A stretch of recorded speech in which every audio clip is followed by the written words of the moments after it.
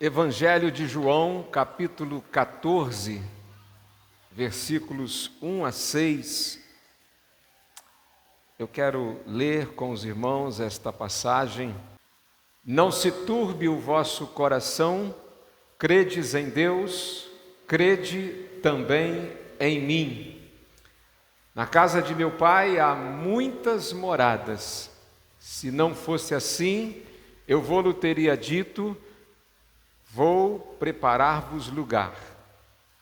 E se eu for e vos preparar lugar, virei outra vez e vos levarei para mim mesmo, para que onde eu estiver, estejais vós também. Mesmo vós sabeis para onde vou e conheceis o caminho. Disse-lhe Tomé: Senhor, nós não sabemos para onde vais. E como podemos saber o caminho? Vamos ler juntos o verso 6? Disse-lhe Jesus: Eu sou o caminho, a verdade e a vida. Ninguém vem ao Pai senão por mim. Uma missão preparada para nós. É sobre isso que eu gostaria de, nesta noite, refletir com os irmãos por alguns instantes. O capítulo 14 do Evangelho de João, ele registra um dos momentos mais sensíveis do ministério de Jesus. O Senhor Jesus está na sua última semana de vida aqui na terra. Os irmãos sabem que o Evangelho de João, ele tem 21 capítulos, sendo que do capítulo 12 até o 21, trata da última semana de vida de Jesus aqui na terra. Então João, ele se dedicou na metade do seu Evangelho a tratar dos últimos acontecimentos que estão relacionados a vida de Jesus aqui nesse mundo, quando aqui esteve. Então Jesus está nas últimas horas antes da cruz, e eles tinham ouvido que Jesus iria partir. Eles também tinham ouvido Jesus dizendo que dentre eles, um deles inclusive iria traí-lo.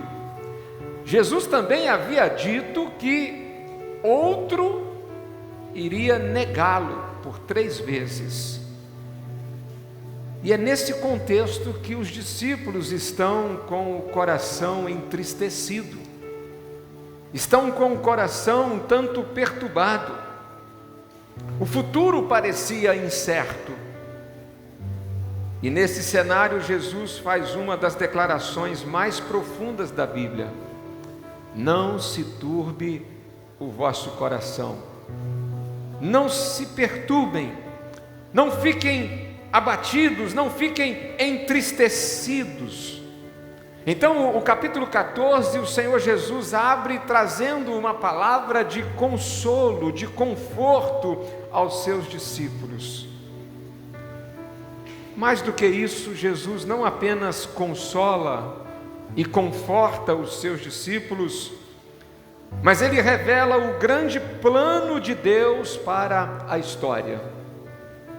E quando olhamos para esse texto, nós percebemos 3 grandes preparações dentro da obra de Deus.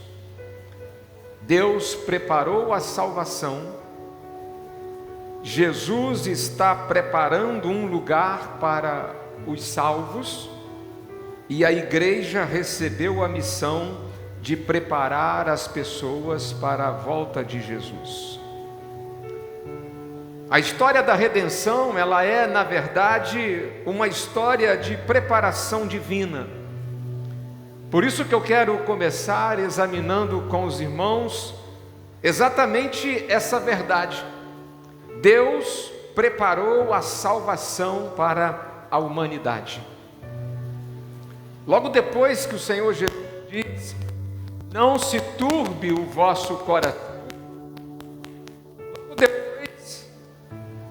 Logo depois, Jesus diz: credes em Deus, crede também em mim. Jesus convida os discípulos a olharem para Deus, porque tudo aquilo que estava trazendo naquele momento algum tipo de tristeza e angústia aos discípulos, na verdade fazia parte do plano de Deus. E Jesus aponta então para a soberania de Deus. Nada no plano da redenção aconteceu por acaso. Deus preparou a história para que o mundo pudesse conhecer a salvação. A história não está fora do controle. É isso que Jesus estava dizendo aos discípulos: olha, Deus preparou o momento certo para a minha vinda. Há um plano perfeito de Deus em curso. Desde Gênesis, Deus já apontava para esse momento que eles estavam prestes a presenciar e testemunhar. Ao longo do Antigo Testamento, os profetas anunciaram a vinda do Messias. Os sacrifícios que foram feitos ao longo do Antigo Testamento, eles apontavam para o sacrifício do Cordeiro perfeito, Jesus. Esse Cordeiro sobre o qual João Batista disse: eis o Cordeiro de Deus que tira o pecado do mundo. Esse Cordeiro que veio ao mundo e foi recebido em um coxo aonde o Cordeiro era colocado quando acabava de nascer. Esse Cordeiro que 33 anos depois seria pendurado numa cruz também de madeira. Jesus chegou a esse mundo e ele foi colocado o seu corpo num madeiro, numa manjedoura, e quando ele deixou esse mundo, o seu último suspiro foi também pregado numa cruz de madeira. Tudo isso estava nos planos de Deus. Deus preparou a história para que o seu filho pudesse vir ao mundo. Cada profecia, cada sacrifício e cada promessa do Antigo Testamento apontavam para a cruz. O Antigo Testamento traz cerca de 300 referências à primeira vinda de Jesus ao mundo. A história caminhava para aquele momento. A cruz não foi o plano B de Deus, porque um plano A não deu certo. A cruz foi o único plano de Deus para a salvação da humanidade. Cristo sempre esteve no centro do plano. A cruz não foi um acidente, foi o cumprimento do plano eterno de Deus. Deus preparou o cenário. Deus preparou o cenário quando Jesus nasceu. O Império Romano, que estava em evidência, havia construído as melhores estradas do mundo até então. Os irmãos já devem ter ouvido uma expressão muito popular que diz: qualquer caminho dá em Roma. Isso surgiu exatamente porque o Império Romano foi o império que revolucionou o mundo, abrindo estradas para que o mundo se tornasse então mais próximo por meio da locomoção também por terra. Naquele tempo, o império anterior, o Império Grego, já havia disseminado um tipo de língua que estava comum em quase todo o mundo, a língua grega. O mundo estava conectado como nunca antes, era o cenário perfeito para a expansão do Evangelho, para que a boa notícia da salvação chegasse a todos. Por isso que Paulo, quando escreve aos Gálatas, no capítulo 4, versículo 4, ele disse que, vindo a plenitude dos tempos, Deus enviou o seu Filho. Deus estava no controle, porque Ele foi quem preparou a salvação para a humanidade. Deus, Ele tem um relógio que não é o nosso relógio. O tempo de Deus é o melhor tempo. Deus nunca chega atrasado na história. Deus não chegou atrasado na história da redenção. Meus irmãos, Deus preparou a salvação para a humanidade. Eu gostaria de ilustrar isso de maneira simples, como, por exemplo, quando alguém vai apresentar um teatro. Quando um teatro será apresentado em algum determinado lugar, todo o cenário é preparado antes, a peça durante algum tempo é ensaiada, o cenário é montado, as luzes são ajustadas, os atores são todos eles então designados, eles se preparam, o roteiro é definido e quando o pano se abre, tudo já estava preparado. Assim foi também há 2000 anos atrás. Quando a cortina da história abriu e Jesus veio ao mundo, Deus havia preparado aquele momento. Foi o melhor momento para a vinda de Jesus ao mundo. Ah, meus irmãos, verdadeiramente Deus preparou, sim, preparou a salvação para a humanidade. Foi Deus quem preparou. Mas, em segundo lugar, observe comigo que Jesus diz nesse texto aos seus discípulos: vou preparar-vos um lugar. Jesus estava a poucos dias e horas de morrer na cruz, ressuscitar ao terceiro dia e voltar depois ao Pai, tendo cumprido assim a sua missão na terra, completado a obra que o Pai o deu para realizar. E ele diz que vai, não para ficar deitado, dormindo, cochilando, não para ficar inventando coisas. Ele diz: eu vou preparar-vos um lugar. Jesus foi preparar um lugar para os salvos. Ele diz isso nos versículos 2 e 3. Ele revela, meus irmãos, para nós algo extraordinário. Ele nos diz que o céu é um lugar preparado. O céu é um lugar preparado. Um lugar preparado pelo próprio Cristo. Pelo próprio Cristo. O mesmo Jesus que morreu na cruz, ele está preparando o destino eterno dos salvos. Isso mostra que a nossa esperança, ela não está neste mundo. A nossa esperança nunca poderá estar neste mundo, porque nós iremos para um lugar, e é um outro lugar, não é aqui neste mundo. Volta um pouquinho só do volume, por gentileza, do microfone. Um outro lugar que não é esse mundo. Por isso que, como disse, a nossa esperança, ela não está aqui. A nossa esperança, ela não está na política. A nossa esperança não está na ciência. A nossa esperança não está nas religiões. A nossa esperança está naquele que foi nos preparar um lugar. Um lugar. E esse lugar será o nosso novo lar. O nosso novo lar. Um lar perfeito. Um lar perfeito. Um lar perfeito para que possamos viver. Eu me lembro de uma canção que cantávamos no passado que dizia assim: aqui no mundo eu conheço muitos lares, mas nenhum deles é igual ao meu. Este lar é o que Jesus está preparando. É um novo lar, um novo lar, um lar perfeito, um novo lar em um novo lugar, porque este mundo é passageiro, este mundo é passageiro. Aqui existem lágrimas, aqui existem dor, injustiça, morte, mas Jesus prometeu um lugar onde nada disso existirá.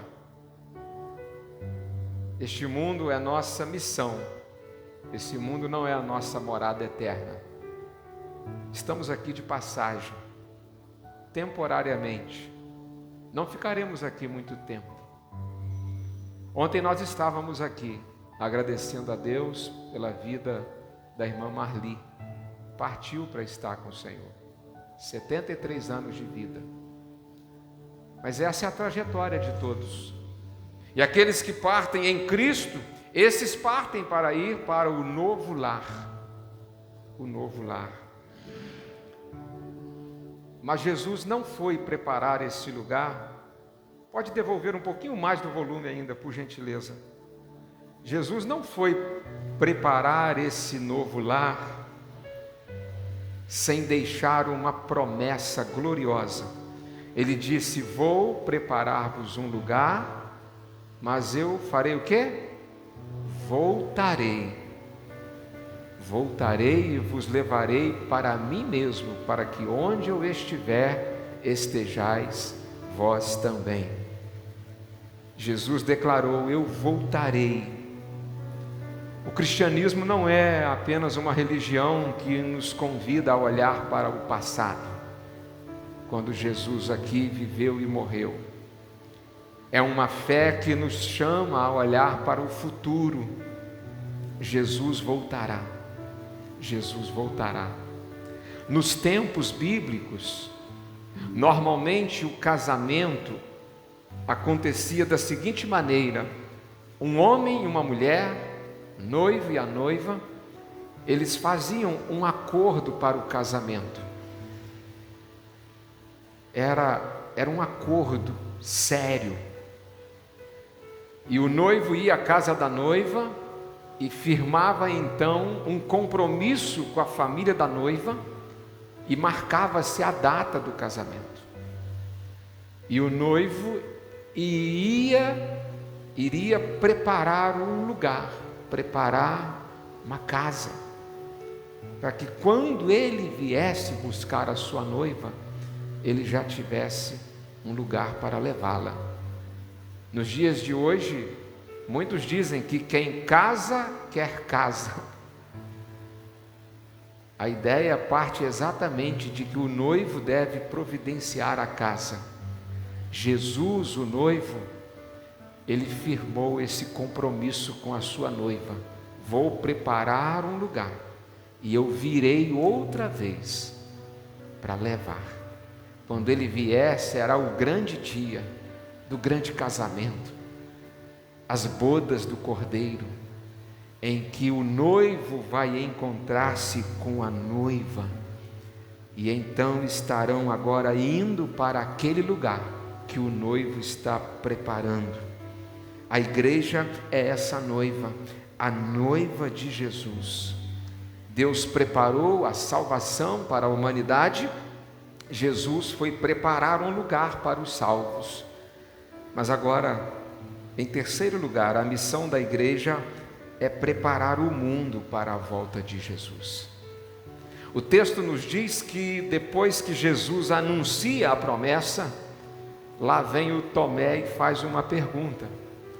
A pergunta de Tomé foi essa: Senhor, ok, o Senhor está indo preparar um lugar, mas como nós saberemos esse caminho?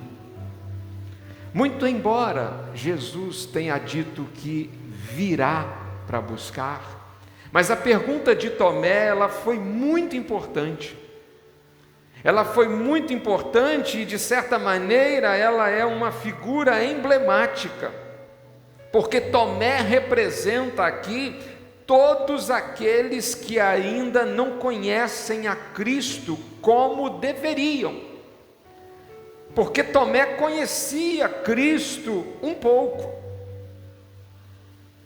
até certo ponto, mas não o suficiente para ser salvo. E a pergunta de Tomé, ela foi muito importante, porque ele é um símbolo dos que ainda não entenderam a mensagem do Evangelho. A sua fala foi muito importante, pois revelou a dúvida do coração humano e a incapacidade de todos os homens acerca do verdadeiro caminho para o céu. Quando ele confessa, não sabemos, essa é a condição de todos os homens. Os homens por si só, eles não sabem como se achegar a Deus. Os homens tentam de muitas maneiras. Alguns tentam pelas boas obras. No passado, alguns tentaram construindo uma grande torre, pensando nessa torre a gente vai conseguir chegar até Deus. Outros acham que chegam até Deus subindo 400 degraus em uma escada até chegar em um lugar considerado sagrado. Há aqueles que pensam que conseguem chegar a Deus praticando boas ações. Eu já disse aqui outro dia, um dia eu estava lavando louças em um determinado local, era um evento, e alguém chegou até mim e falou assim: pastor, deixa eu lavar um pouquinho de prato agora para eu subir mais um degrauzinho na minha salvação. E eu olhei e falei: como é que é? A gente consegue ser salvo lavando prato? Não é com... Falei: não, meu irmão, não é isso não. Ninguém é salvo lavando prato, porque se lavar prato fosse algo que levasse à salvação, todo o sofrimento de Jesus então teria sido desnecessário. Nós não sabemos. Porque não sabem o caminho correto, muitos pegam qualquer atalho. Porque não sabem o caminho correto, tantos andam em qualquer estrada. Alguém um dia disse para mim assim: mas todos os dedos da mão levam a mão. E eu disse: o que uma coisa tem a ver com a outra? Isso não é símbolo, referência para a salvação de ninguém. Felizmente o Senhor Jesus respondeu àquela indagação de Tomé e deixou a clássica resposta: eu sou o caminho, a verdade e a vida. Eu sou o caminho, a verdade e a vida. Eu cresci ouvindo, e creio que os irmãos também já ouviram tantas vezes, que esse artigo, o caminho, a verdade, e a vida, significa que só há Ele. Ele não disse: eu sou um dos caminhos, eu não sou uma das verdades ou uma das maneiras de obter vida. Não, eu sou o único caminho, a única verdade e a única vida. Meus irmãos, e aí a gente se depara agora então com a seguinte verdade: se Jesus é o único caminho, e Ele é, se Ele é a única verdade, de fato é, se Ele é a única vida, e com certeza é Ele, então a missão da igreja é urgente, porque milhões ainda não conhecem esse caminho. Milhões ainda não conhecem esse caminho. A nossa missão é preparar o mundo com o anúncio do Evangelho. A nossa missão é contar ao mundo que Jesus é o único caminho, a única verdade e a única vida. Foi Ele quem disse: ide por todo o mundo, para contar isso. A igreja não foi chamada para viver voltada para si mesmo. A igreja foi chamada para alcançar o mundo. Uma igreja que não faz missões, ela perdeu o propósito da sua existência.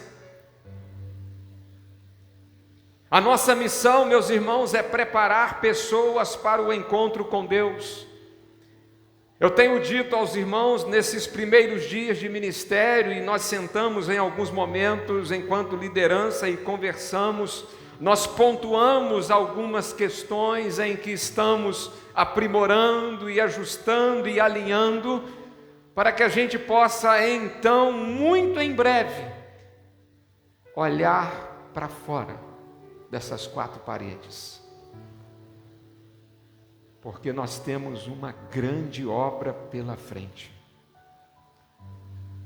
Nós, enquanto Igreja Batista Jardim Surubi, não estamos aqui plantados apenas para oferecermos um lugar para as pessoas virem domingo à noite para viver algumas emoções.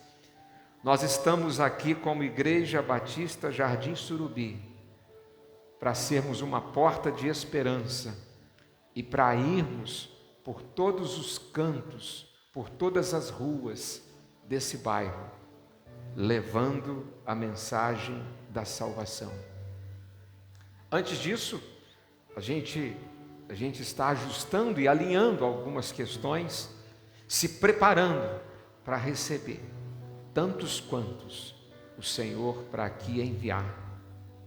A nossa missão é preparar pessoas para o encontro com Deus, porque todos estão caminhando para o encontro com Deus. Alguns estão preparados, alguns estão se preparando, mas há muita gente que ainda não está preparada. E cada pessoa evangelizada e convertida é uma vida preparada para a eternidade. E fazendo isso, nós estamos preparando o cenário para a volta de Jesus, porque Jesus virá e Ele não vai demorar. A sua segunda vinda está próxima.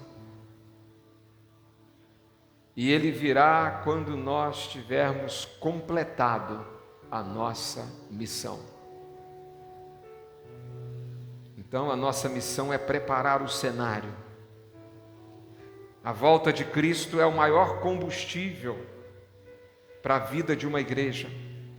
A segunda vinda do nosso Salvador é a nossa maior motivação para pregar o Evangelho. A chegada do noivo é o maior anseio da igreja, a noiva amada de Cristo. Meus irmãos, quem acredita que Jesus voltará não pode viver indiferente às almas perdidas. Muitas dessas almas estão tão perto de nós. Embora a gente esteja nesses dias agora se envolvendo com a obra missionária global no mundo inteiro, mas aqui perto de nós, talvez dentro de casa, no caso de alguns, há pessoas que não estão preparadas, porque a preparação ela é individual. Ninguém pode se preparar no lugar do outro. Porque quando Jesus vier outra vez, Ele mesmo disse que, havendo duas pessoas deitadas numa cama, marido e mulher, se uma estiver preparada e o outro não, um será levado e o outro será deixado. Se estiverem dois trabalhando juntos no campo ou em qualquer área, num escritório, dentro de uma sala, dois trabalhando, um está preparado e o outro não, um será levado e o outro será deixado. E quem crê que Jesus está voltando, não pode viver indiferente às almas perdidas. O hino 447 do cantor cristão tem por título Nunca Ouvir de Cristo. E ele nos faz uma pergunta provocativa: não te importa se algum dos amigos morrer sem ter conhecimento de Cristo? Deixas que no juízo ele venha a dizer: a mim nunca falaram de Cristo? E aí o coro, ele retrata então a voz de alguém no dia do juízo dizendo: não me falaram de Cristo, tanto vi que salvou, mas ninguém se importou de falar-me da graça de Cristo. Meus irmãos, esse é o tempo de nós, enquanto igreja, olharmos para a nossa missão. Missão essa que é individual de cada um de nós. Missão essa que é coletiva, é nossa enquanto igreja. Existe uma harmonia maravilhosa no plano de Deus. O Pai preparou a salvação. O Filho está preparando o lugar eterno. A igreja deve estar preparada e preparando pessoas para encontrar-se com Cristo. Nós estamos vivendo hoje o tempo da missão, entre a primeira vinda e a segunda vinda de Jesus.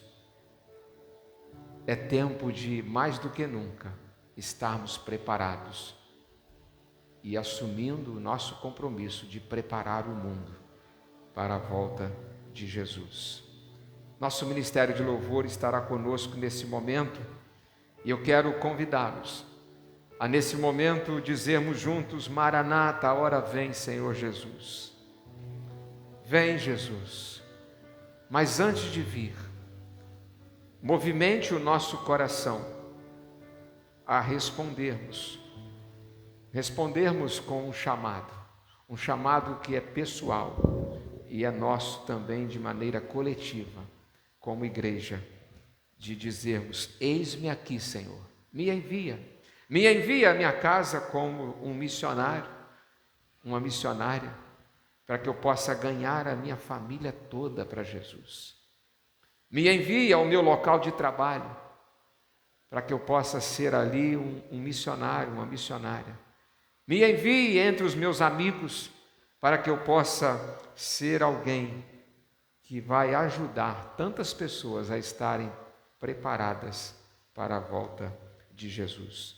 Se você pudesse colocar em pé neste momento, vamos adorar ao Senhor, cantando, declarando assim o nosso anseio pela volta do Senhor Jesus a este mundo.